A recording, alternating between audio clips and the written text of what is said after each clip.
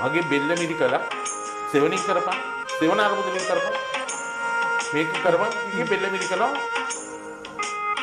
මාලිකාවේ වැඩ ඉන්න මාලේ වහල සහ දළදා මාලිකාවේ පෙති උළු තියෙන්නේ. හිතරම උඩවත්ත කැලෙන් එන රිලව් දළදා මාලිකාවේ මේ පෙති උළු අවුස්සනවා ගලවනවා. ඉතින් වැහි කාලෙට තෙමෙනකොට දළදා වහන්සේ වැඩ ඉන්න කුටියටත් වැහි වතුර ගලාගෙන එනවා. ඉතින් මේක හදන්න අපි වහල හදන අය නගපුවම කවුරුත් නගින්න බයයි. මොකද එදා රැට බුදියන්න බැයිලු. මේ වහලේ උඩ නැග්ගහම ඒගොල්ලන්ට මේක වද දෙනවලු.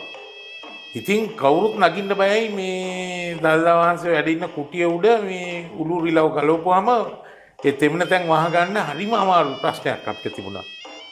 පස්සේ ඔක ගැන කල්පනා කර කර ඉන්නකොට දළදා මාලිගාවේ 1986-87 තේවාවේ හිටියේ අස්කිරි පාර්ශ්වයේ පලිපාන ශ්‍රී චන්දනන්ද මහානායක හාමුදුරුවෝ යටතේ ආදානමල් ගෙඩිගේ විහාරයේ බාරකාර උඩුවාවල චන්දානන්ද නායක ස්වාමීන් වහන්සේ තමයි තේවාවේ හිටියේ.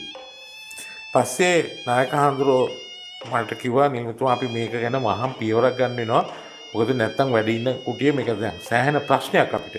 ඉතින් නායක හාමුදුරුවෝ කරපු වැඩේ නිලම ඉන්නකෝ අපි මේක පන්රක් ගැට ගහමු දළදා හාමුදුරන්ට. අපි හොඳ චේතනාවෙන් කරේ මේ වැඩේ හරියන්න අපි දෙන්නවත් බේරලා. කියලා උඩ පිරිත් කියලා රෑ උඩමාලේ පල්ලේමාලේ පන්රු ගැට ගැහුවා.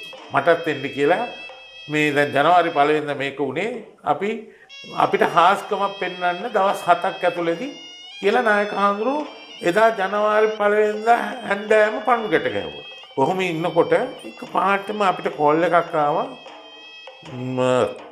ජනවාරි 6 වෙනිදා. මේ කෝල් එකක් ආවා අගමැතිතුමා 7 වෙනිදා කුණ්ඩසාල ආසනේ උදාගම් වැඩ සටහනකට එනවා.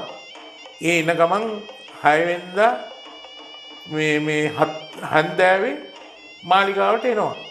හරියට අගමැතිතුමා 6 මාට ආවා.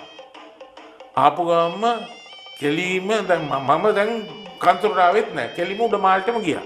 මං හිතුවා දැන් උඩ ගිහිල්ලා වැදලා නායකහතුරු තන ගාන පල්ලයට එන්න තමයි මේ යන්නේ කියලා උඩට ගියා. ඊයේ ගමන් කන්නු ළඟට ගියේ ගමන්ම මල් පූජා කළා නායකහතුරු.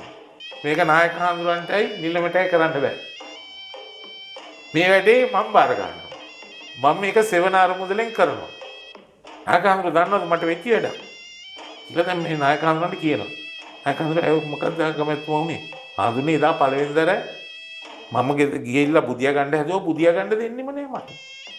මට හීනෙන් ඇවිල්ලා මගේ බෙල්ල මිරිකලා සෙවණින් කරපන් සෙවණ අරමුදලින් කරපන් මේක කරපන් කිගේ බෙල්ල මිරිකනවා මුල් ඇඳුම් ඇඳගත්ත කෙනෙක් මට මූණ පේන්නේ නෑ මට ඇවිල්ලා මේ කරදර කරනවා කියලා.